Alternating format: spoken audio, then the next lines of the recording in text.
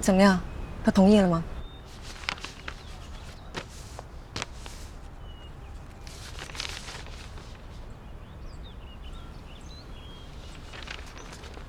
你是打算跟钱鹏走诉讼流程离婚是吗？他会同意的。你是怎么说服他的？每个人都有自己最害怕失去的东西，即使如困兽一般的钱鹏，也一样。幸好，我足够了解他，但他不了解我。挺好的。不管怎么样，不管未来会面对什么样的结果，至少现在我们能勇敢面对，及时止损，好事儿。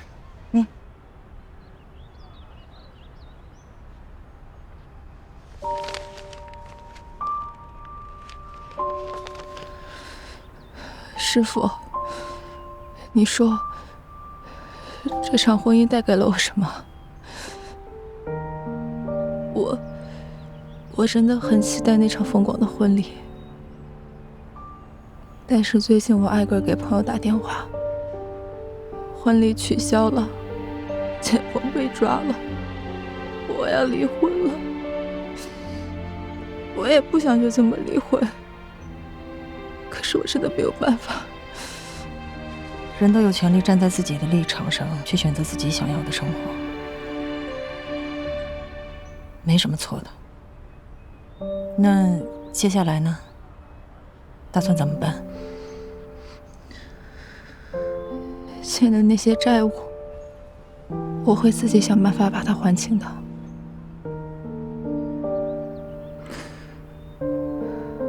师傅，你也知道那真的是很大一笔钱，我想请你帮我一个忙。还有什么我能帮上忙的地方？你说。我想跟戴律学习，转做非俗业务。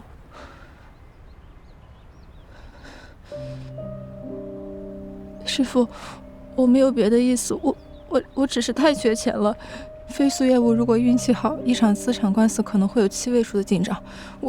我知道戴律他不会愿意教我，你是我师傅，可不可以帮我说说？没问题的，我可以帮你打招呼，但是最后还是得看他的意思。可能大家都会瞧不起我吧，还觉得我一出事就离开你了。人活得真实一点挺好的，为自己争取更多赚钱的机会，也是人之常情。也别管别人怎么想，只要你能过得幸福，我都会支持你的，我也会为你高兴的。谢谢师傅。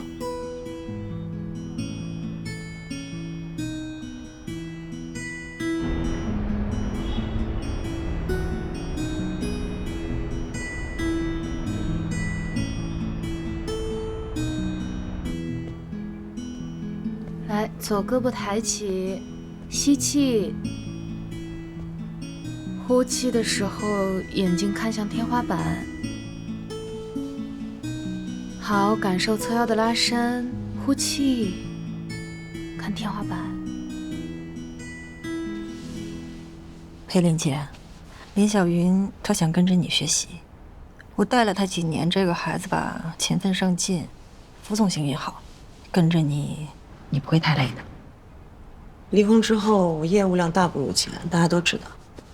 他一向懂得审时度势，他有自己的判断。你这个助理，能力是有，心机也有。来我这学习1年半载，你信不信？我手里大半飞速业务，他都有本事拿下。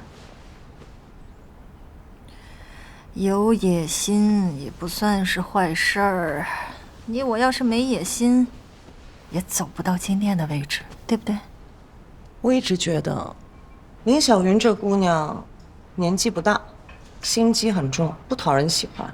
你没有想过，她遭遇这么大一摊事儿，不仅能全身而退，还能让你今天亲自来举荐她，什么原因？我同情心泛滥，圣母心呗。你这徒弟啊，看起来很了解你。心理学上，把这种极度示弱的行为，划归为一种对他人有效的控制能力。看似是你在帮他，实际上你的思路早就被他控制了。其实我还挺理解他的，负债那么多，如果我是他，我也会用尽身边的一切资源，努力活下去的。他这个人有比专业能力更突出的特点：野心和不择手段。无论在成军所也好，金融界也好，他都不会久居人下。今天你愿意成全他，是你的心胸和格局，而我，说实话，这样有能力的人在我身边，我会榨取他的最大价值。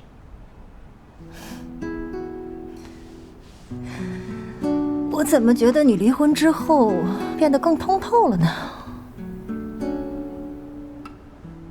我挺顺利的，反而孩子他爸爸好像有点产前焦虑症。女儿们跟我说，他们每周去爸爸家生活那几天，齐文会亲自下厨，拼命去证明自己是一个好父亲。他不会还想着努力赢回你的芳心的吧？觉得我们现在最好的状态就是做朋友。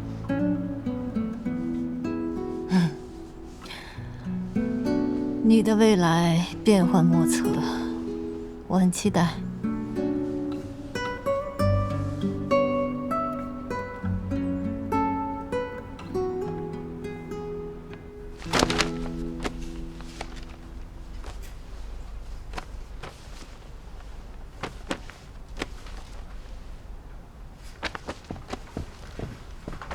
小云姐，你怎么还没走？我正要下班，我看唐律屋里的灯还亮着。这些都是唐律的案件资料。对，我把师傅手里的案件资料整理一下，方便后面的人接手。那我帮你。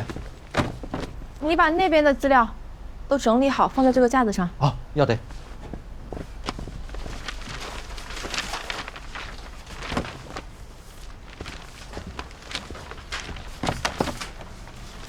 小云姐，你离开唐律会后悔吗？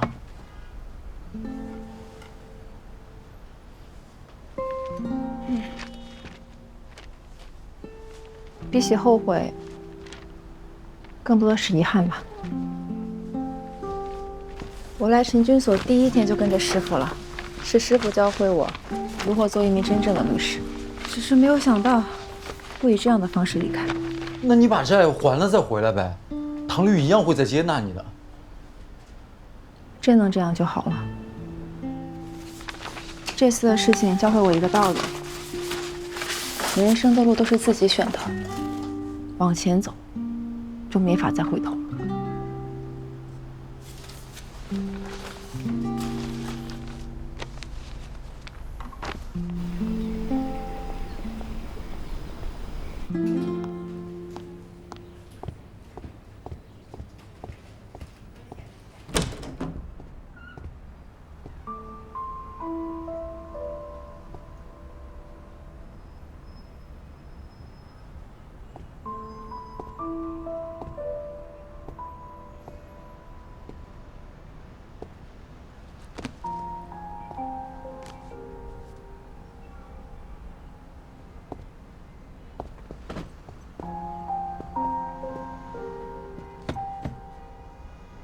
得力助手离开了，会不会有点不适应？人来人去是所里的常态，没什么不习惯的。跟你说个事儿，你那个助手成风不错，能调给我吗？巧了，你看，今天早上他就来找我说能不能借林小云的位置，你俩商量过啊？你突然间失去了得力助手，会不适应吗？我非常希望你们能够配合默契，共同为陈军所效力。冠冕堂皇，外强中干。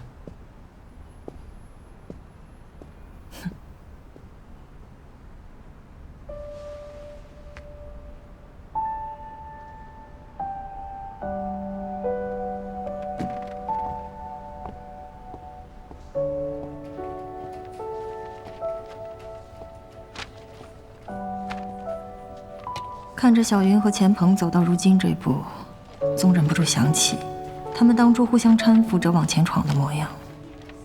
那时两人眼里的光都带着股不服输的劲儿，亮的能把日子里的穷酸和艰难都照得透亮。可生活烧起波澜，那些藏在爱情褶皱里的现实就全露了相。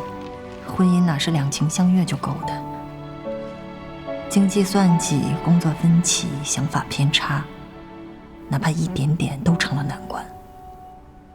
小云也好，佩林姐也罢，他们都曾在感情里垫着脚维持平衡，把自己拧成了委屈的形状，到头来却在摇晃的天平上弄丢了最初的自己。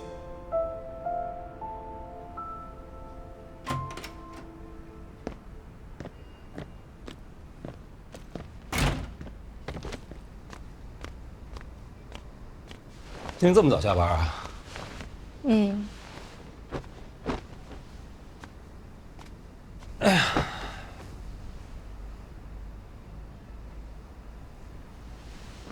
怎么了？心情不好？你说一段婚姻带给女人的到底是什么呢？安全感、依靠、归属，还有家。那怎么才能确定这个人他是对的呢？时间可以证明一切。你今儿怎么了？这是遇到什么事儿了吗？没有，就突然觉得婚姻这件事情特别的扯。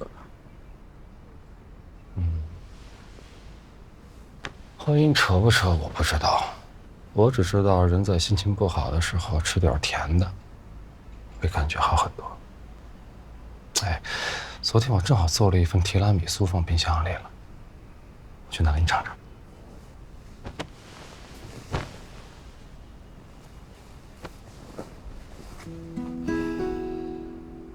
你给的甜我也不能多吃，会腻的。这酸甜苦辣千滋百味，你都可以尝尝。好了，肚子饿了吧？我去给你做饭。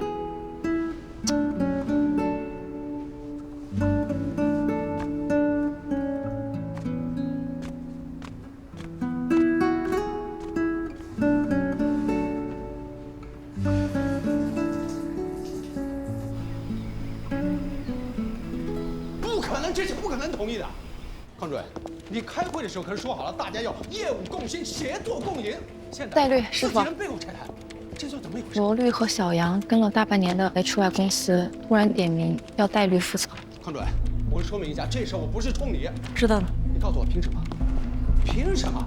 哎，你听我说，老罗，首先呢，戴律不是那样的人啊，我认为，他不会抢所里任何一个律师的客户，这点我很确定。告诉你，这中间一定有误会。有误会？他虽然离开了齐家，但他毕竟还怀着齐家的孩子，也不算完全没有靠山啊。他要想拿什么样的案子拿不到，为什么要盯上我的客户？我好说话一点啊。罗律，你应该对我是有点误会啊。我从来没有和 HY 公司提出过要合作，他们要换人的诉求，我也是今天早上才知道的。前天，你和 HY 的副总是不是见过面？我们是多年好友。就慈善晚宴偶然遇到，聊了几句而已。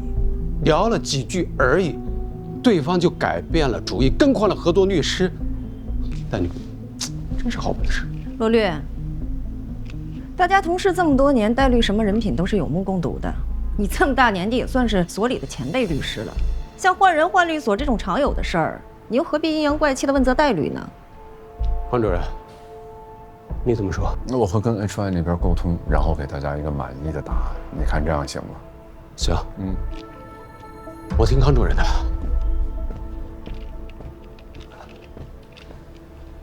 戴律，我听说有几家公司因为你离开了齐家，提出了解约。你手上的业务量减少，我能理解啊。如果有困难可以提出来，大家一起帮你解决。但是真的没必要像现在这样，暗度陈仓。你说是不是？我说你有病，应该去医院看看。这跟你没关系啊。别理他。唐律，我跟戴律单独聊两句，好吗？你们聊。坐，姐，坐。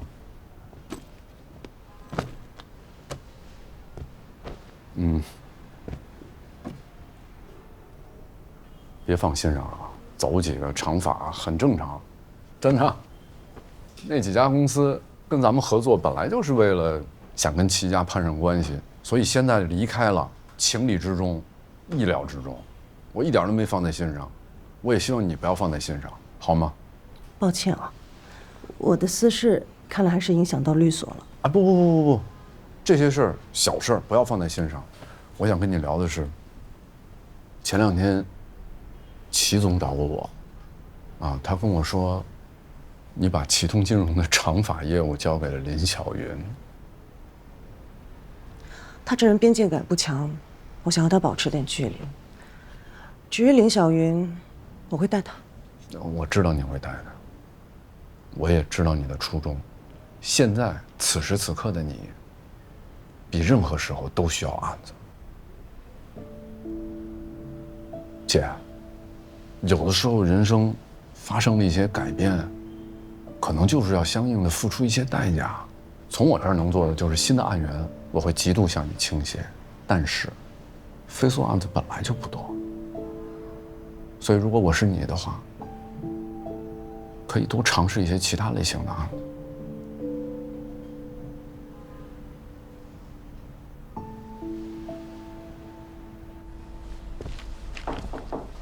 主任，这么快就聊完了呀？找我有事吗？这里有个案子，想给你看一下。哟，康主任亲自送案子到我的办公室，真是让人受宠若惊呢。我都亲自送来了，麻烦您看一眼。看一眼。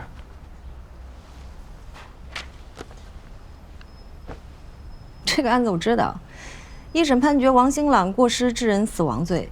这个被告人在法庭上也承认了他的伤害行为。这种已经定性的案子，我们为什么要接？今日早上，云冈区人民法院一审宣判，被告人王新朗过失致人死亡。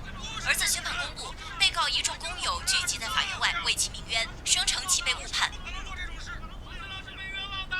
方便说一下具体的情况吗？老王他不可能杀人，他这是见义勇为，他没罪，他分明是被冤枉的。这个案子啊，社会关注度现在非常高。被告人王兴朗，他是一个外地来深圳的务工人员。据他所说，案发当晚他是和妻子在一个烧烤摊撸串，结果看不惯旁边桌有一个小女孩被骚扰，他上去制止，不料被旁边那一帮人拳打脚踢。后来他为了保护他的妻子，失手拿那个碎啤酒瓶给被害人捅伤了。最终呢，这被害人抢救无效，死了。可是，在庭审过程中，被告人除了自述，拿不出任何实质性的证据。是啊，因为他妻子常年患病，他这些年挣的钱全花在医药费上了，他没有钱请律师，法院给他派的就是一个法援律师。我觉得啊，找真相这件事，谁能比你强啊？对吧？再说了，人家工友们已经找到咱们来了，就觉得陈军所有名气，希望能给派一位代理律师。所以你的意思是让我做这个人的代理律师？我跟你说啊，以目前的社会关注度，二审只要能达到减刑，就算没有驳回一审的判决，就等于胜利了。无论是对于你，还是对咱们陈军所，这就是一次对外展示实力的机会，就打正当防卫。我就知道您康主任是无利不起早啊！啊，先说清了啊，这案子没钱，当然你也不在意这个。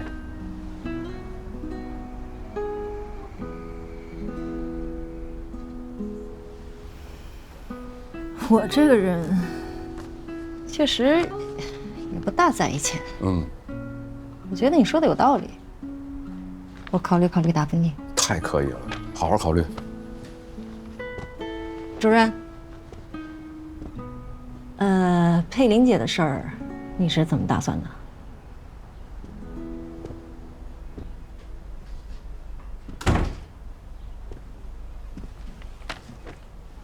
这事儿咱们哪儿说哪儿了啊？首先于公于私，我私底下都会帮他，那是我师姐，她也值得，没有她，没有陈君所的今天。但是面上我必须要一碗水端平，我要平衡其他律师。佩玲姐的辉煌战绩确实已经是历史了，也的确该考虑考虑换个赛道。那这一点上，不谋而合。不谋而合。不谋而合。拜拜，戴律，戴律，我们走了。拜拜。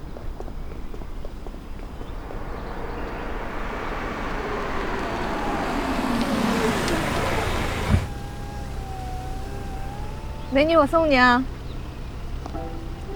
我要去接彤彤，不顺路。刚好我也很久没见到彤彤了，还挺想她的。走啊。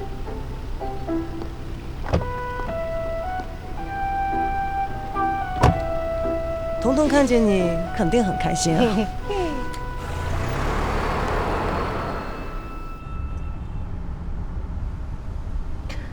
姐，王兴朗案你应该听说过吧？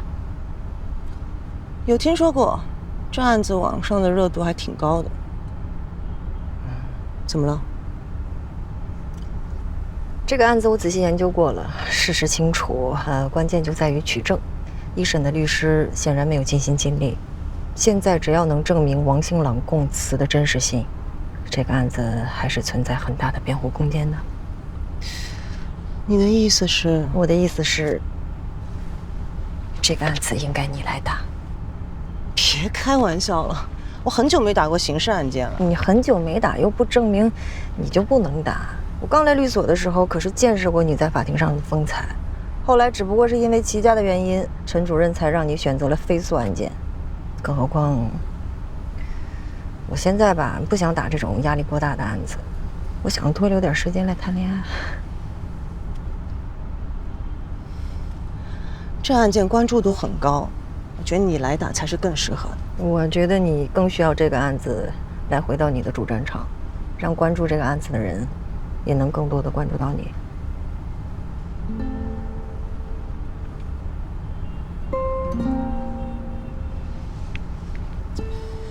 但我现在这个状态啊，就不适合。没什么不适合的，你不用担心。李小云呢，很适合刑诉，他会帮你的。更何况你背后还有我，还有康主任呢。啊，别担心，蒙眼上。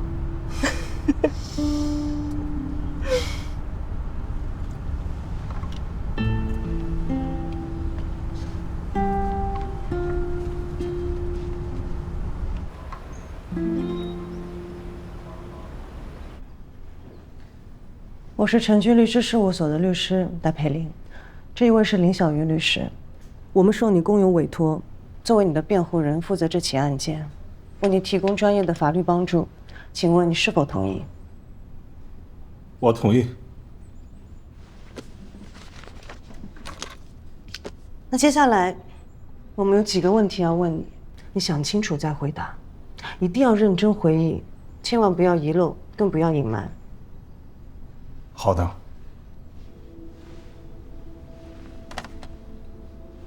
案发的时候，在场还有其他的目击证人吗？当时现场一片混乱，我记不清了，我只记得有饭馆的老板。去你的！哎呦我的天！2个小姑娘。冯素娥，就是你帮助的那个女生，她跟你非亲非故，而且对方那些人来者不善，为什么你还会挺身而出？你有没有想过，你出手之后，他们会对您和您的妻子带来非常大的伤害？不是，我明明是要救这个女孩，难道我一开始我就做错了吗？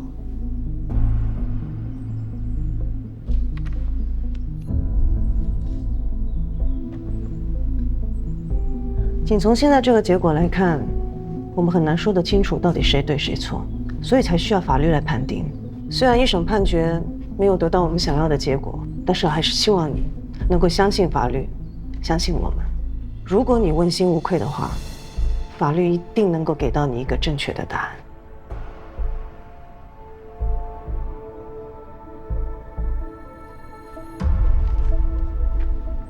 按照你刚才的叙述，在你决定出手制止赵栋骚扰冯素娥的时候，你是否判定对方具有一定的社会危害性？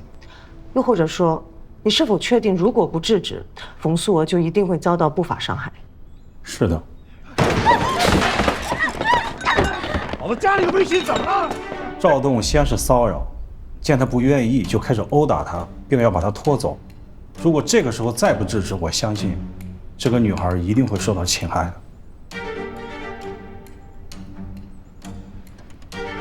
在你把赵栋和冯素娥拉开之后，赵栋和他同伴就将攻击的矛头转向你。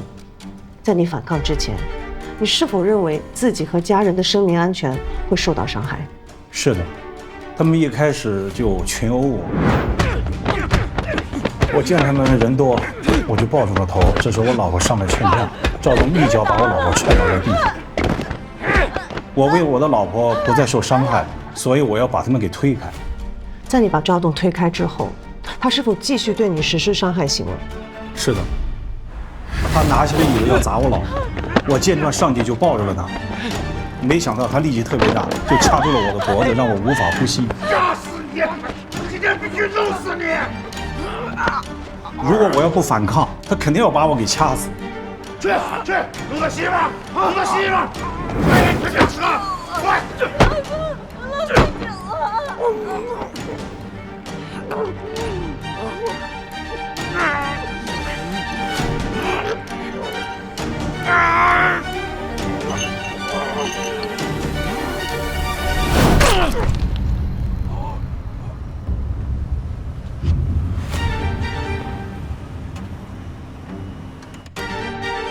这就是当时发生的事情。事情的经过我们已经了解，王先生，我还想问你最后一个问题：经过这些事情之后，你后悔吗？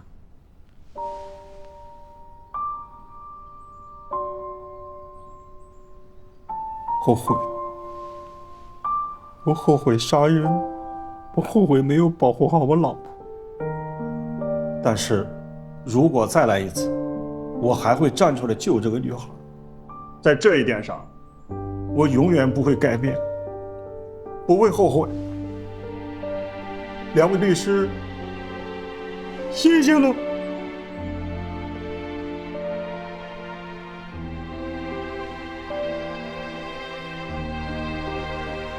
谢谢。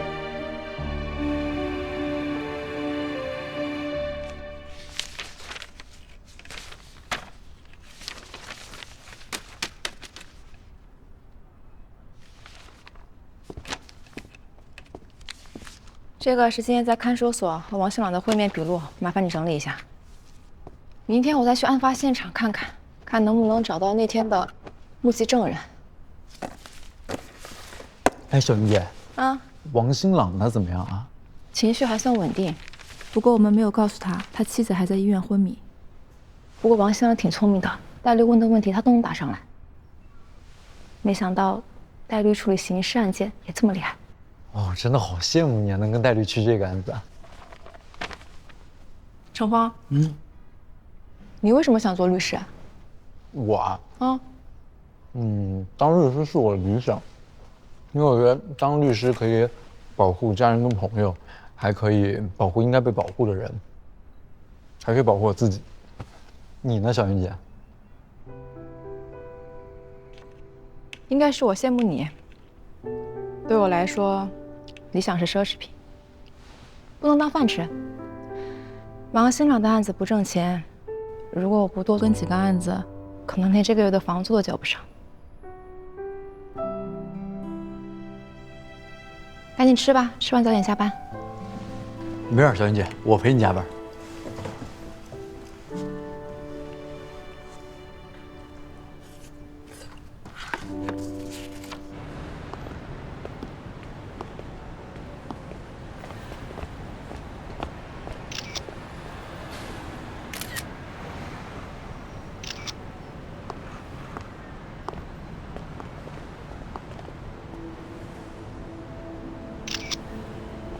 程芳，咱们去这家便利店问问。走吧。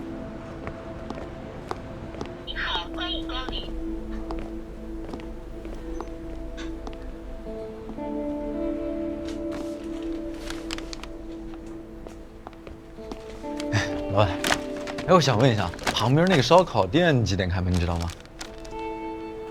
旁边的烧烤店？对，因为网上说挺好吃的。那你们还是去别家吧，开不了了。开不了？为什么？死人了！死人了？谁死了？都上新闻了，你们没看？没有。就是这片有名的混混，他也是该死。那天把车停在门口，我就出去跟他说了2句，他威胁说要把我店给砸了，临走的时候把我灯箱给踢碎了。你呢？哎，老板，你知道那个人是怎么死的吗？怎么死的？你们还是看新闻吧，我什么都没看见。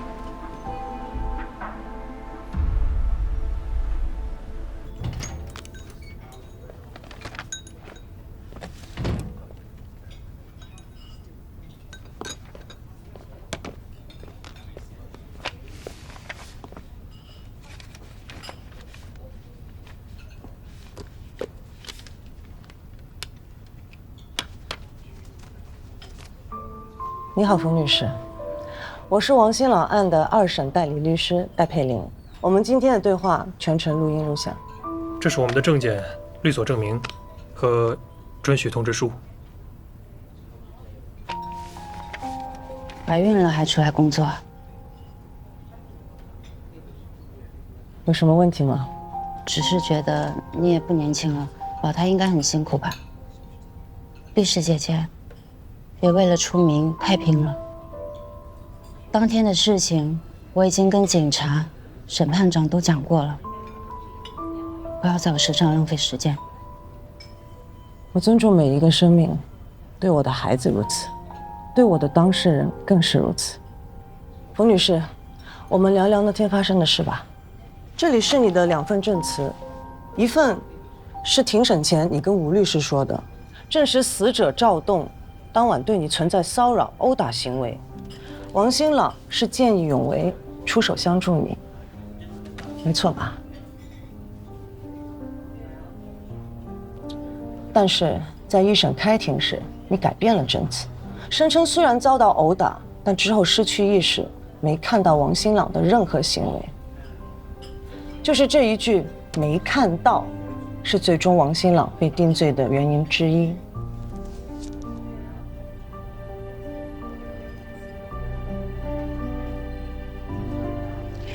我根本就不认识他，他什么样跟我没有关系。冯女士，当王新朗对施暴者喊出住手的那一刻，你是这个行为的受益者。但现在，王新朗面临过失致人死亡罪的指控，这是你想要的结果吗？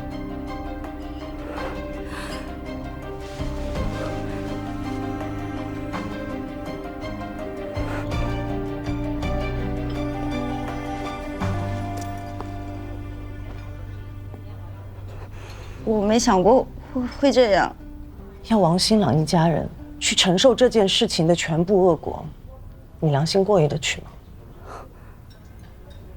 如果这件事发生在别人身上，你会如何评价？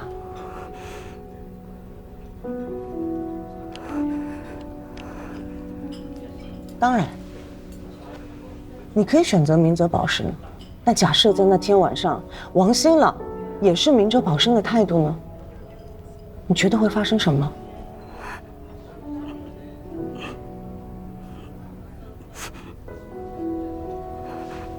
我不是当事人，也许我会把一切想得太过于简单。你不愿意出庭作证，不是因为良心问题，而是人身安全问题。冯女士，这件事情已经引起很大的舆情反应，不单只是网民，相关部门也在关注。你觉得一切公开透明的社会，真的还有人敢明目张胆地再次伤害你吗？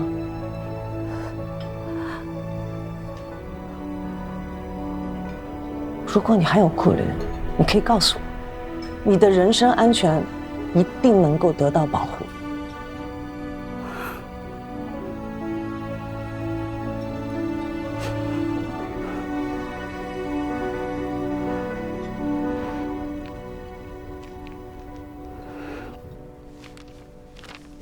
关键证人冯素文那边态度还不明朗，但我觉得还有希望。我和程峰今天去了烧烤店旁边的便利店，那个老板明显不太对劲。问到什么吗？他什么都不愿意说。先看这个，放。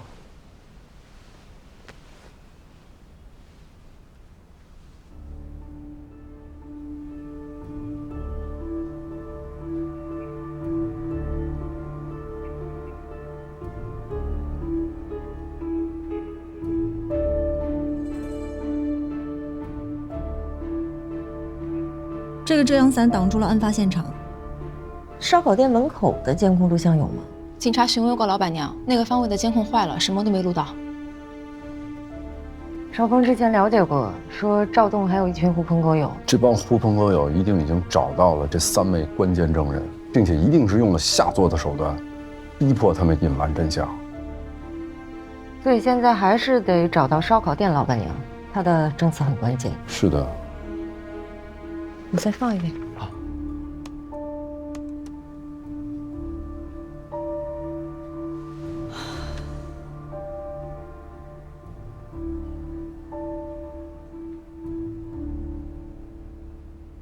停。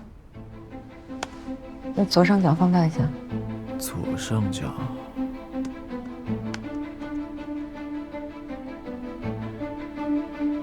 有点模糊。估计现场像这样的目击证人还有，你再去找一找，看看有没有愿意作证的目击证人。另外，我也会在网络上发布信息，任何人只要有案发当日的相关证据，都可以以匿名的方式发给我们。我再找冯素聊一下。我去找那个烧烤店老板。康主任，那我跟你一块儿去吧。没问题啊。地址靠谱吗？我去老板娘亲朋好友那儿打听了好久，才问到这个地址，说是他表姐租的房子。等一下，主任，就是这儿。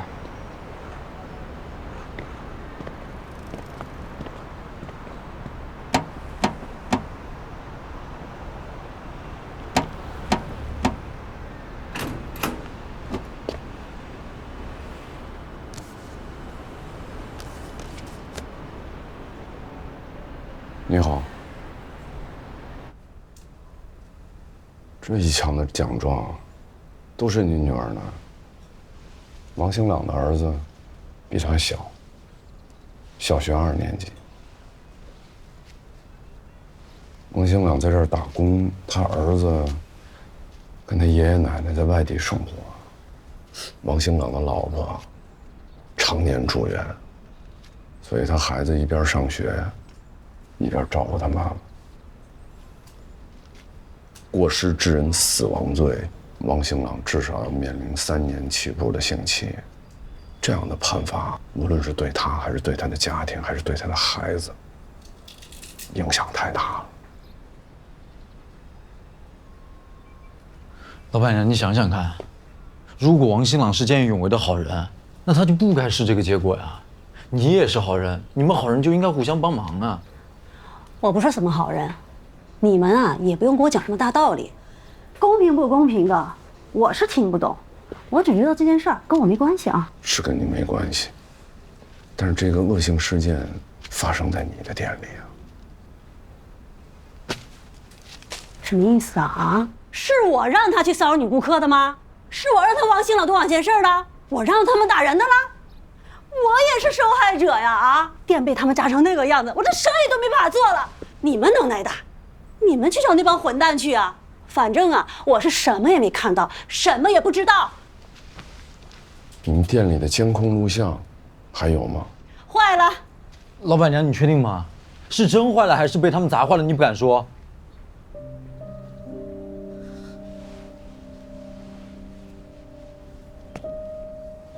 我知道有人威胁过你，但我向你保证，如果你向警方请求保护的话，你的人身安全，你家人的安全，必须能得到保护。不是，你为什么不能说呢？如果所有人都跟你一样事不关己高高挂起，以后你女儿要是被人欺负了，谁来帮你？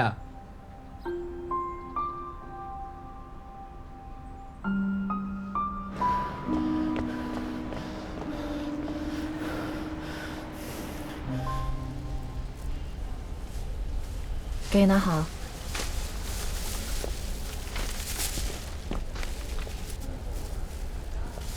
你怎么阴魂不散的？别白费力气了。你也看到了，我的伤还没好，还要定期拿药复查。我不会出庭的。既然都来了，我带你去见一个人。你女儿那么爱看书啊？我看了她，想起我小时候。我小时候也爱看书，不爱说话，学习好，但是老被别人欺负。他们一欺负我，我就给他们讲道理，但是讲道理没用啊。他们不光欺负我，还抢我钱。我实在没办法，我斗不过他们，我就把身上那点班费全给他们了。最后抢我的那帮孩子，学校挨个给他处分。你是故意让他们把班费抢走的吗？真聪明。如果有一天有人也欺负你，或者你的妈妈，你会用什么样的方式来保护自己呢？我会报警，把他们都抓起来。好人不能被坏人欺负。你真棒，大律师啊，你别费劲儿了，放过我们了，行吗？我放过你们了。赵栋那些人，他们放得过你们吗？赵栋是不是还有一个弟弟叫赵辉？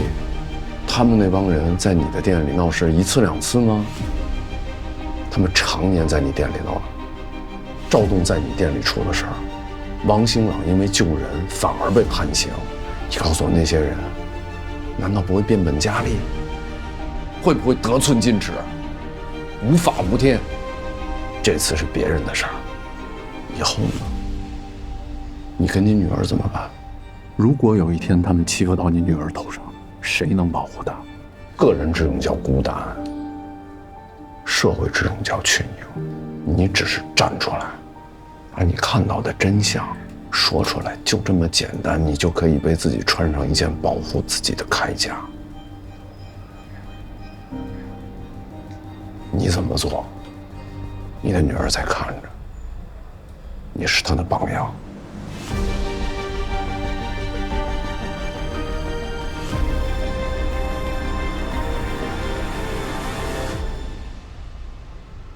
他和你一样，也是受害者。前2年得了癌症，王新朗一直带着他四处打工看病。那天刚刚做完化疗，病情得到控制，两夫妻可开心了，去了小吃店庆祝，才遇到那场意外。没有人知道他还有多少时间。但如果王新朗被判定过失致人死亡罪，那有种可能，这对苦命的夫妻永远都无法见面了。我可以很确定，在之后很长一段时间，你都会夜夜辗转反侧，无法释怀。你会痛恨自己为什么没有说出真相，永远都承受良知上面的自我谴责。